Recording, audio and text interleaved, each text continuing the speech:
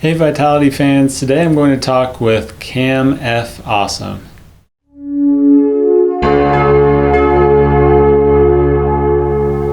I'm Trey Bennett, nurse practitioner and founder of Vitality Lifestyle Medicine here in Lenexa, Kansas, and today I'm excited to talk with Cam. Cam is a world-class boxer, a comedian, a motivational speaker, and an all-around great guy.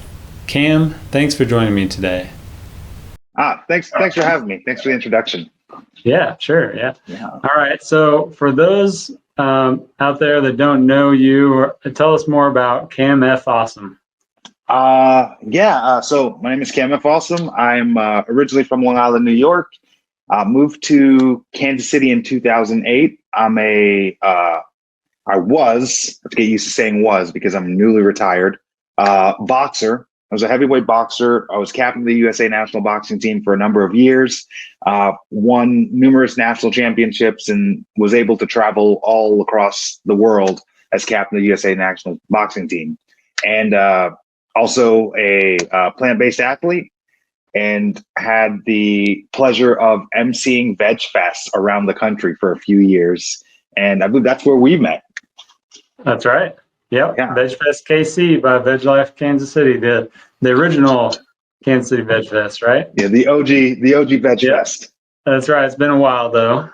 Yeah. But yeah, so tell me more about, so you were a boxer. I did a little research. I saw that you went plant-based in 2012. So like at what point in your boxing career was that? Was that like, halfway through, or I don't know. So I was I started boxing in 2006. About 2008, I won my first national championships, just to put that in perspective. And in 2012, I became vegan. So I was captain of the USA national team for 4 years before I did that. But I'm proud to say I've won more national championships as a vegan than I have as, a commoner. Yeah, that's awesome.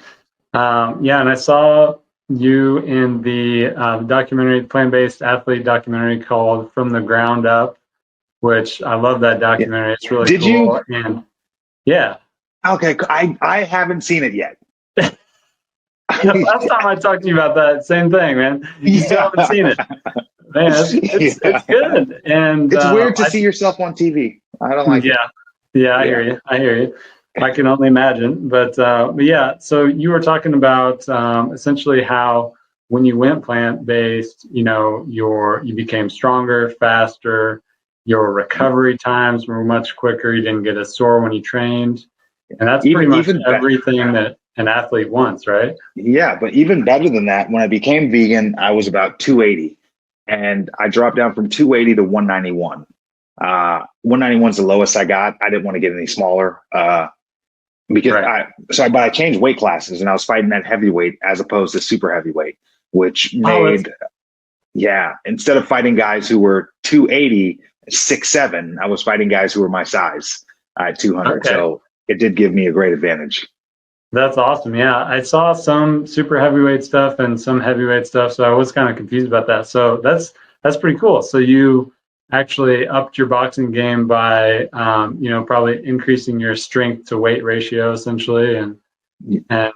So you won more championships once you dropped that weight. Yeah. That's pretty awesome. It was a weird transition at first. I did it because I lost the bet and had to do it for 28 days. Yeah. Tell me more about that. I lost a bet with Bill and Amy Mackey.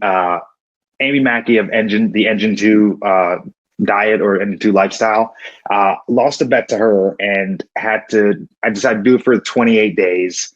So there's no meat, no dairy, no animal products, none of that, but also no alcohol. And so the diet entails sobriety, and that's kind of what got me sober, got me on my feet, and allowed me to be the positive person that I am today.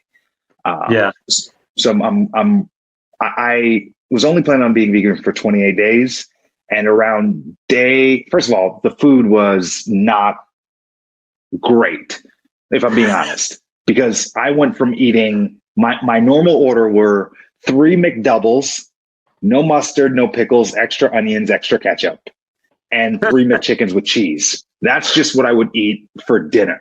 Like, came up to just under $7.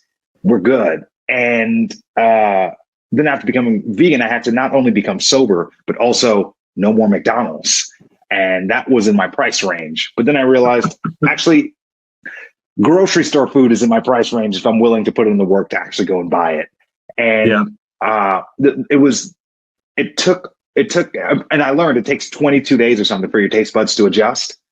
The first 10 days, it was not appealing to me. It's not what I wanted to eat, but I'm a man, my word. I lost the bet. I decided to keep going.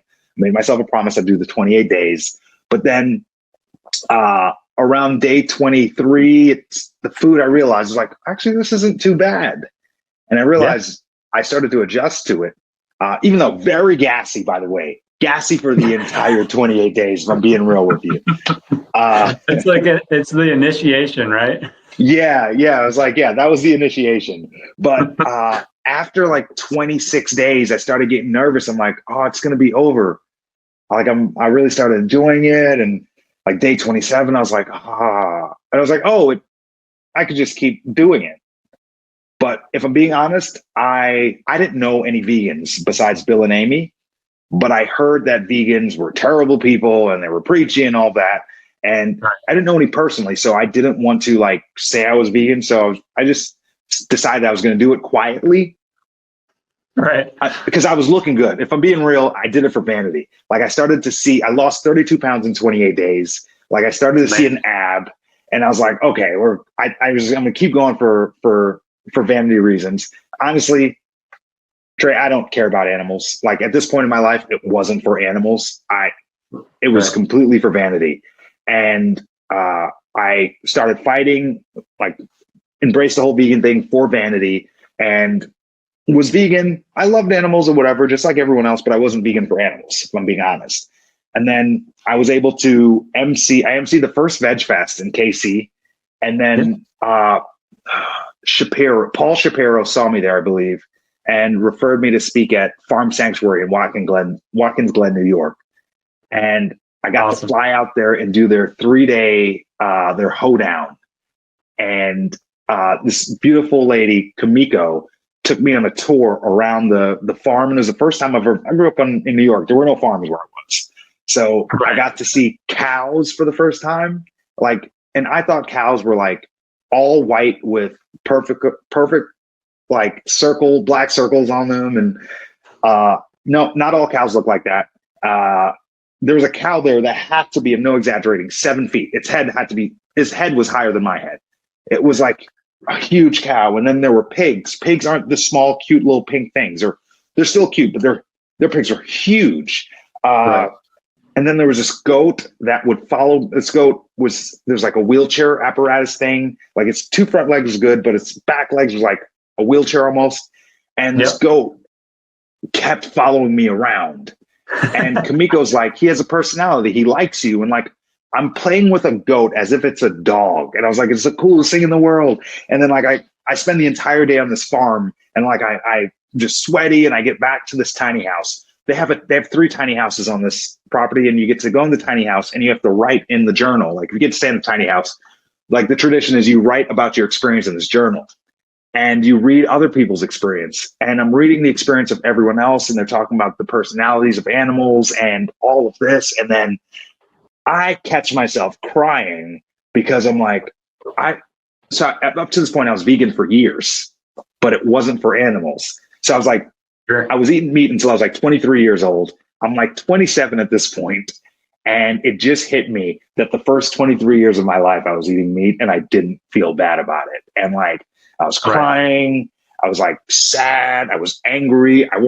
The first thing I just wanted to get on Twitter and tell people how I felt. And I'm like, oh, actually chill, calm down. It doesn't solve anything. But at that moment, I realized that I do care about animals more than I thought I did. It was so much easier when I didn't care about animals, but like, I can't help it. That's terrible. Yeah.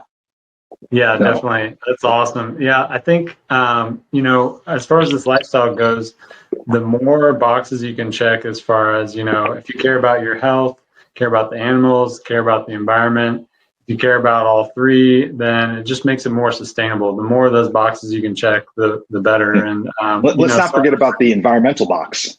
Yeah, exactly. Yeah, definitely. The environment's huge. Definitely.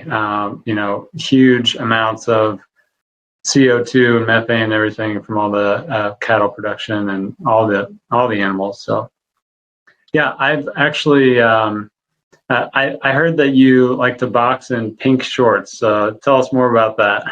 I'll correct you. It was actually a pink skirt.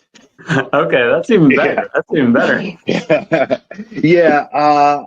When I first moved to Kansas City, a lady who ran the boxing gym, the recreational center, her name was Camilla White, and she had breast cancer. And as an honor to her, I started fighting in breast cancer in pink.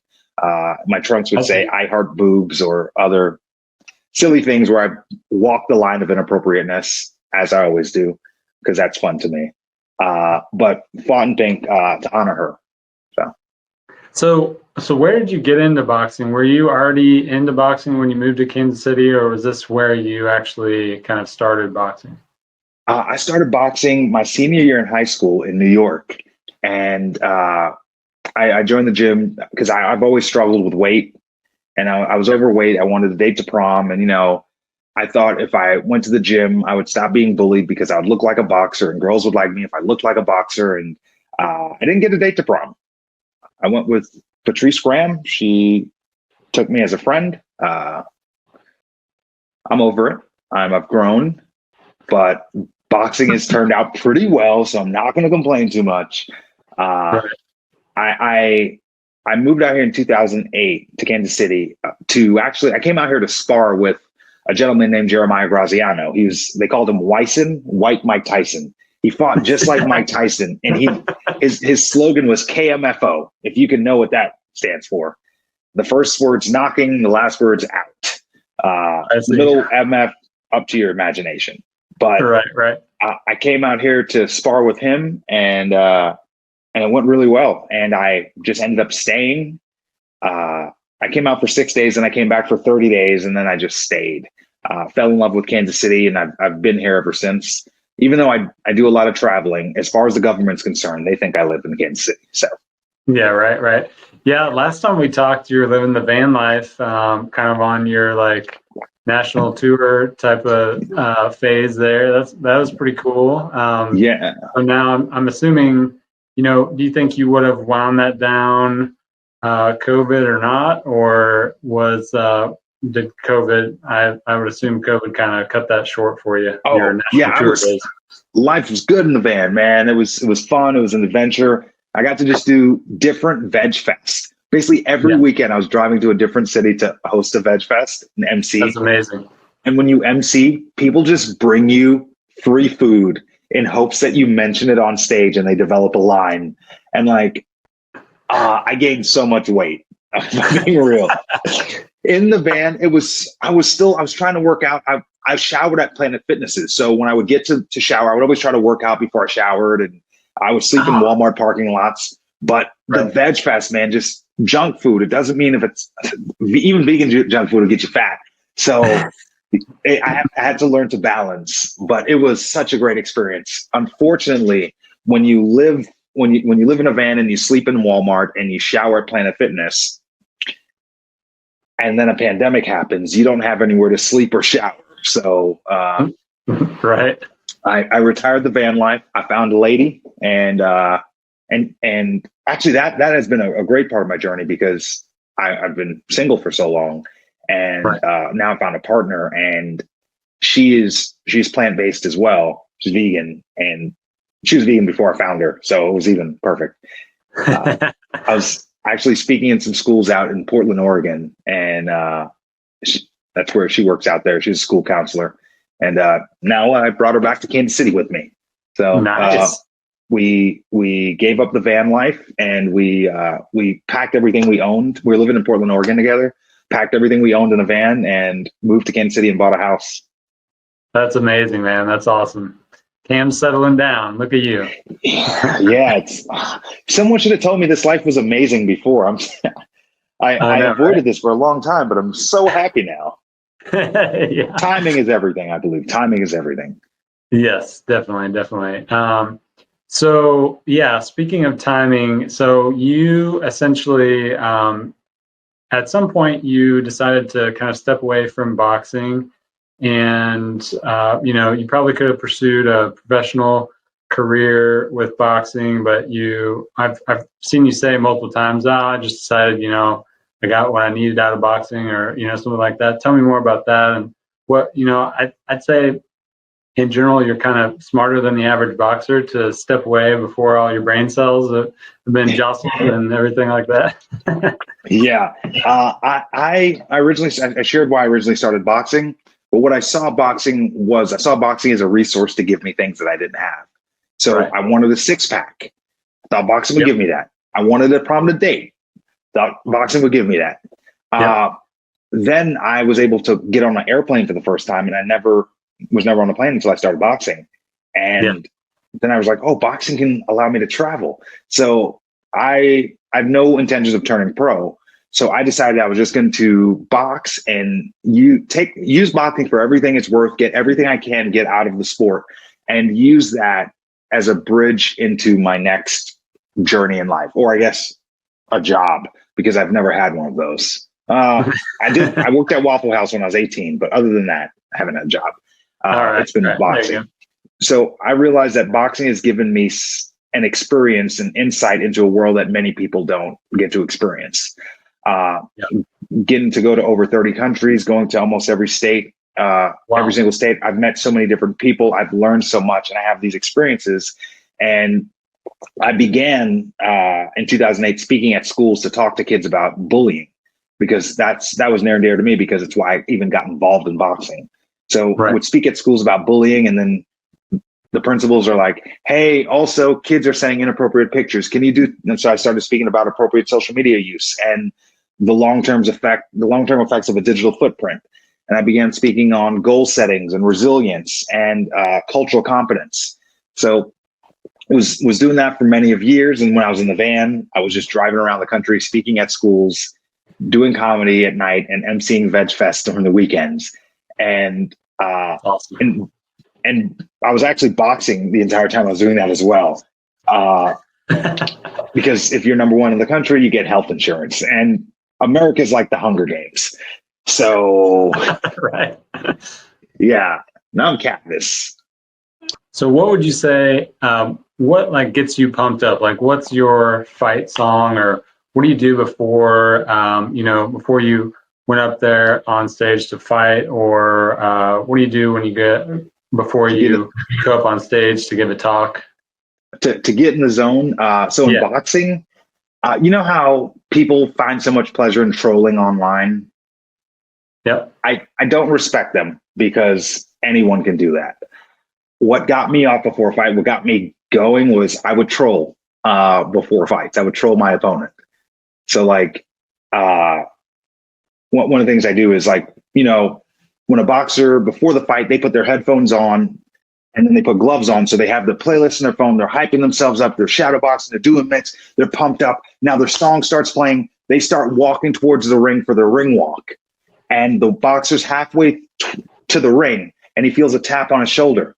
Guess who it is? It's me. And I'm just like, hey, man, I just want to say good luck before we fought. And I give him a hug.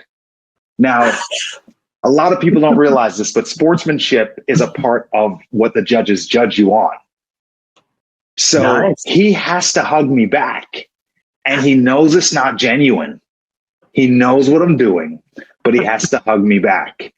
And I give him a good hug, and I tap him on the butt, because I'm wearing a pink skirt. And when insecure people see me, they feel bad about themselves. But that's not on me. That's on him. Right. And he makes it to the ring. He is so frustrated because I messed up everything in his mind. The way he planned this out the night before, it's not going the way he thought. And then I come out, because I'm the champion, so I come out second. And my theme song is the national anthem. The reason why it's the national anthem, it's not for America, it's for me and my trolling reasons, is it's the worst song in the world to pump you up for a fight. So, because someone already sung the national anthem 10 minutes before. Now I'm playing the national anthem, and everyone has to stop what they're doing, stand up, and look at me. And the entire place, no one's understanding what's going on. And it's just an awkward feeling in the building. And I think that's the most hilarious in the world. So that is hilarious. That is some of my troll. That's what gets me going for a fight. That's great. That is awesome. So did you have a favorite boxer growing up, or the way I understand it, you kind of came across boxing by accident? This was kind of an after school program, and you're being bullied, you're overweight, and so you came across boxing by accident, and just use it for a workout, right? And then the rest is history, right? Yeah. And you just happen to be amazing at it, and yeah, I never made a team before. I got cut off every team. One year I made the football. I got injured before I got cut. Okay. That's the only time I didn't get cut off a team. So what's your boxing status now? Do you still go train? I've seen like some posts on social media, you at gyms and stuff like that. I don't know if you're kind of doing some motivational speaking type stuff there, or if you're actually training, or helping other people train, or. Oh no, I don't have the patience to be a coach. No. Boxers are the worst. I say that as one of us. Yeah. We are the worst.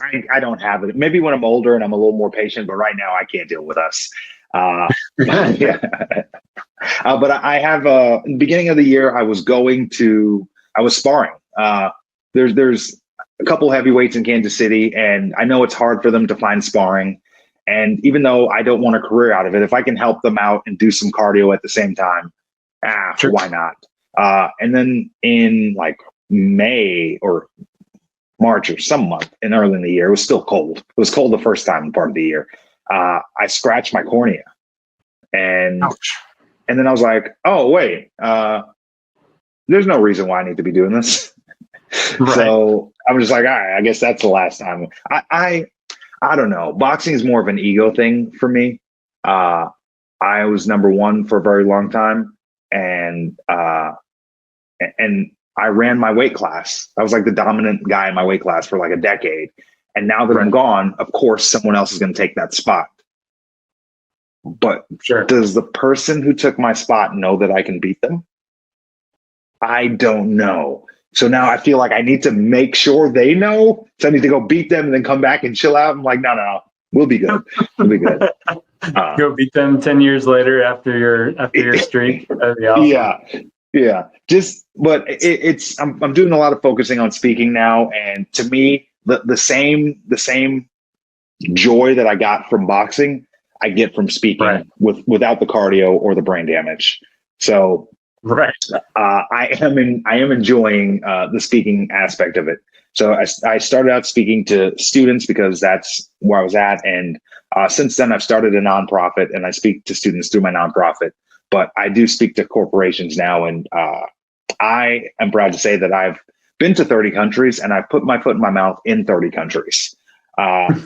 Everyone puts their foot in their mouth. I just happen to be the king of it. So knowing that who I am and what I'm capable of, I now lead diversity training for corporations and businesses to talk to people about how they put their foot in their mouth and ways not to do so. So basically intent versus impact, and talking about the statements we make and how other people react to them. So that has been fulfilling, and it's been cool to talk about culture because I'm so intrigued by culture. It's why I box, so I can travel to go to all these different countries and like learn what they do in Ukraine or Finland or Azerbaijan or Russia, or just all these different places I've gotten to go to. And one thing's consistent with every country I've been to is they're all really weird. And they all think the way I live is really weird. And that's like the coolest part about it, is like seeing different family structures and seeing the way like they interact with everyone does things differently. And I think in America, we tend to forget that. Yes, we definitely do. Yes.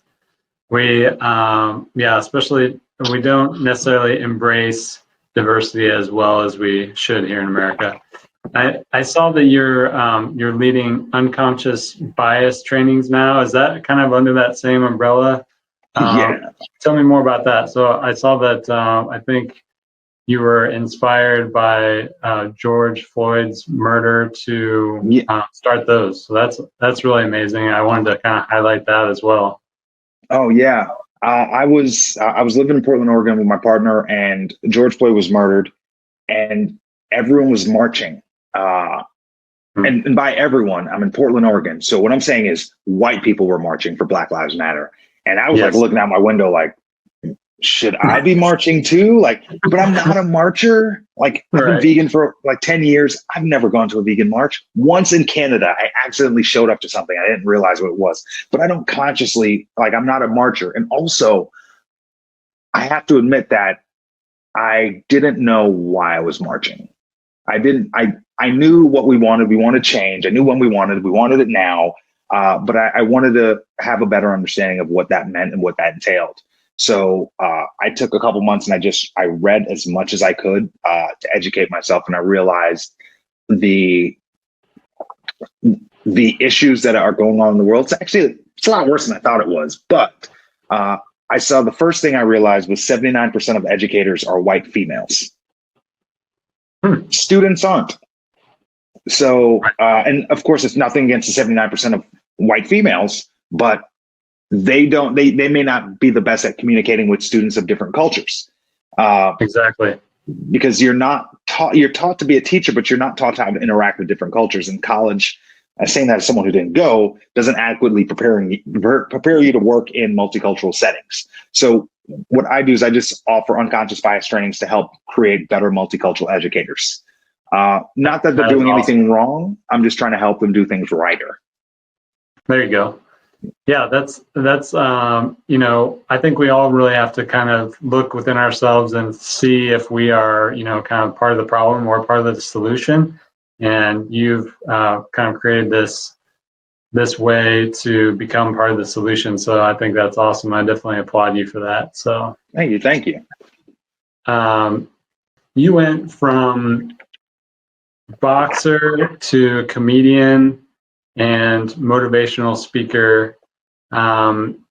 So like, what's next? I mean, what is you seem to really evolve and, roll with the punches, as they say, really well. Like, what's your plan? What's your strategy? I feel like you are, as a boxer, you're probably a master strategist, as you mentioned your song. That's like all strategy, right? So like, what's the grand plan here?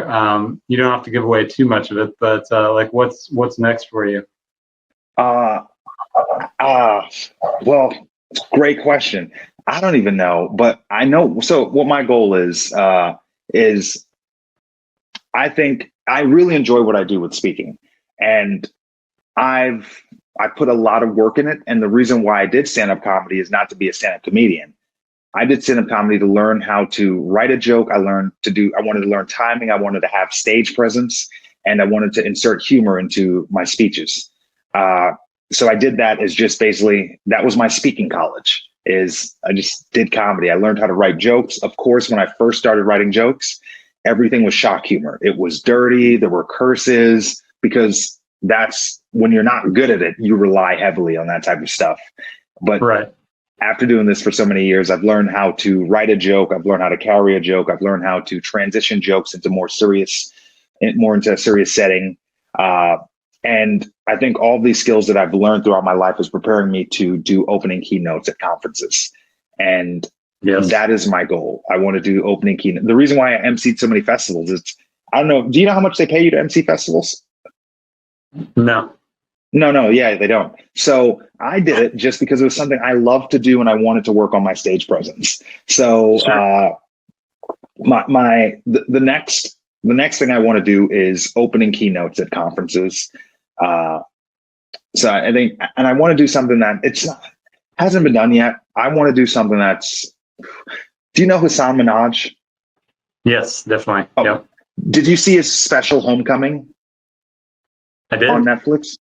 Okay. Yeah. When I saw that, I was so happy and so sad at the same time, because what I have been working on with like doing speeches and then inserting humor into my speeches to have an overall point. So every joke has a message or moral to it. Right. When I saw him do that, I was like, that is actually what I'm trying to do. And he nailed it. I love that dude. Yes. Yeah. So that's what I want to do. So it's a mix of comedy, and because I don't like when comedians get up and pander and try to be super PC and like PC comedy is more preaching than it is funny.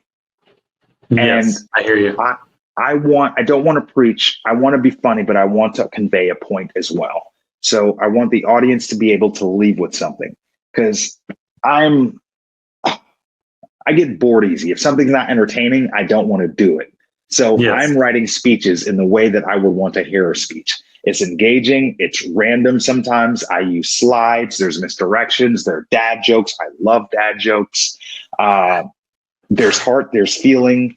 And also, it's not that serious. Right. Right. I'm trying to give people the most powerful experience they can get in 58 minutes. That's awesome. I love it. So Hassan Minaj, I was gonna ask you who your favorite comedians are, so we'll put him on the list. Any others? Ooh, he's not on the list. Oh no, no, he's not in my top 10. But okay, all right. As a person, I love his sense of humor. I love it. Just takes a lot to crack my top 10. But Patrice O'Neal is my number one favorite comic of all time. R.I.P. Nice. He's dead. And in my top 5 will be Chappelle, Burr, Gary Goldman, and you know Gary Goldman? I don't know him. I'm gonna have to listen to him. He's a 6'6" Jewish guy, and I love him because he's a storyteller. His diction is like halfway through a story, he's saying words and you're like, all right, I'll write this down and see what it means later. He's just so intelligent. You're going to want to listen to this. I want you to go and Google his joke about grapes and then his joke about cookies.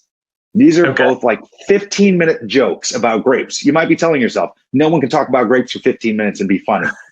I promise you, it will be the greatest joke you've ever heard. He's got another joke about Bill Gates, he does these 15-minute jokes, and he's just great. And my favorite storyteller of all time is Mike Birbiglia. Yes. Awesome. Yeah. Okay.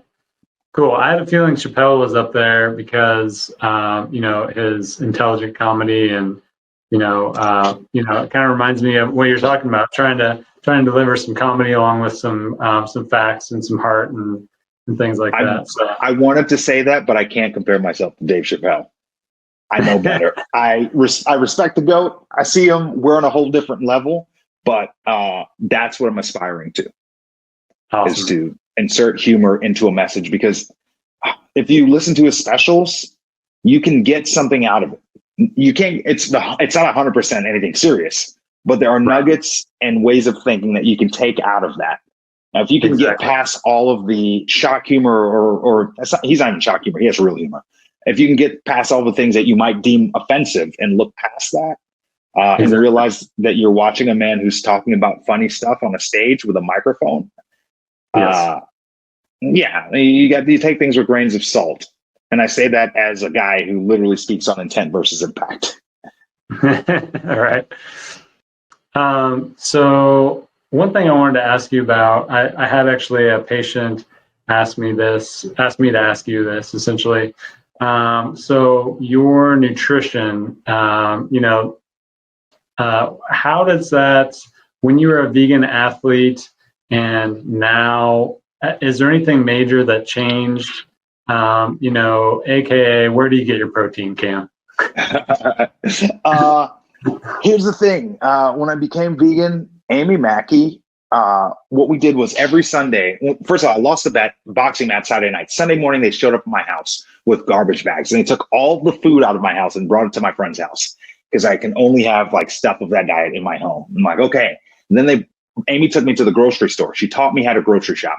She said, you go on the outside of the grocery store. There's no need to go up and down the aisles. It's just filled with sodium and cans and nonsense. Go to the freezer aisle, the fresh produce or whatever. And then we'd go back home. After we go grocery shopping for about 2 hours, we go to Walmart. We get our cheap stuff at Walmart. We got some stuff at Whole Foods. You can only get at Whole Foods, natural grocers.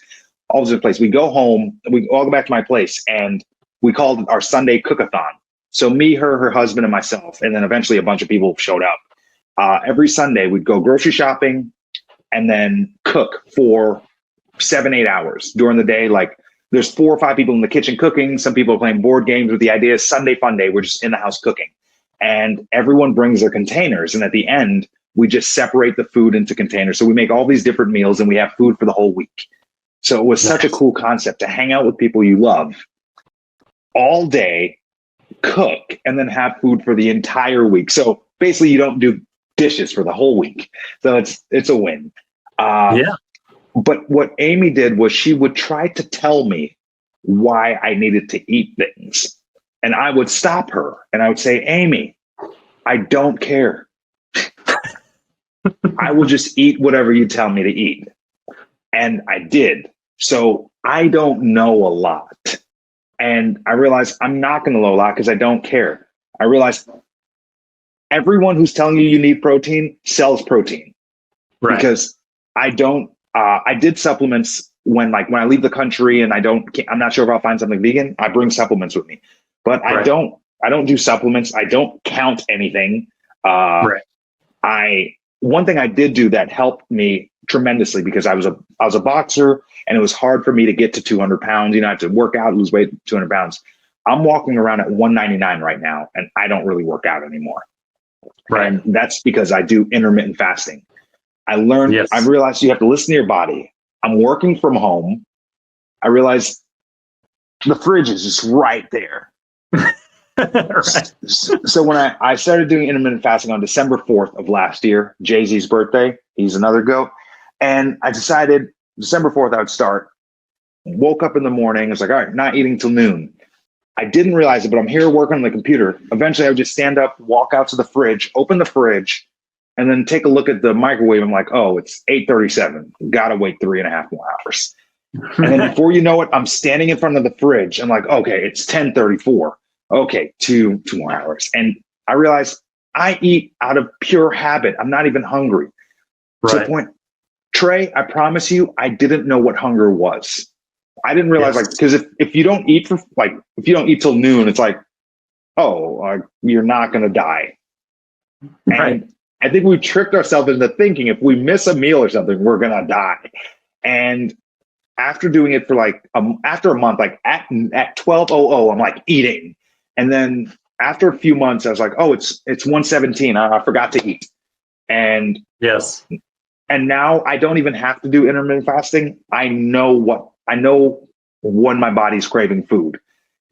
Not only that, because I eat so clean, I know when I'm craving carbs. I know when I'm craving fats. I know when I'm craving protein. I know how to read my body. Also, my amazing girlfriend makes everything. And I just go to the farmer's market and I bring back a bunch of stuff, and she just makes stuff with plants. Everything we do is pretty much plants. We don't eat any processed foods. Sometimes in a pinch, we have beans in a can, but she does beans as well. We just try to be very conscious of what we do and what we consume, because and be conscious of what you consume, not just food wise, but what you watch, what you listen to, the people that you're around. You should be very conscious of it, because it all makes a difference. I saw that post, and that everyone follow Cam on Instagram, by the way, because he's got all these inspirational quotes he's always putting out there. And with that post, you said something about being mindful of what you consume with all 5 senses. And that really resonated with me, because, there are a lot of things that you can consume, social media and whatnot, that is detrimental to your health or your mood or your attention span, or all these things, and people don't pay attention to that so much anymore. You can definitely get hooked on a screen, and before you know it, a few hours have flown by, and you're just sitting there scrolling. It's not the most healthy thing. Yeah, not the most healthy plan, definitely. I know that you are a product of an after-school boxing program, and I actually, funny story, we bought a house a while back, and in the basement there was a speed bag and a bunch of boxing equipment. And so when we sold that house, I'm so cheap. Like when we sold that house, I took it out and we put it in my daughter's room, Sage's room. She says hi, by the way. Hi, Sage.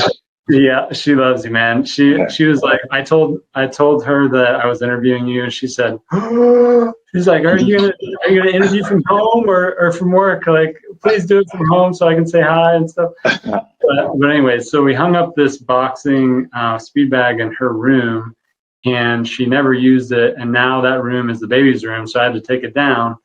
And so I wanted to kind of offer, it's got a bunch of stuff here, and then the speed bag. I wanted to offer it to you essentially to, I'd like to donate it kind of like with you or on your behalf or whatever you want to say, to whatever. Is there an after school program around here?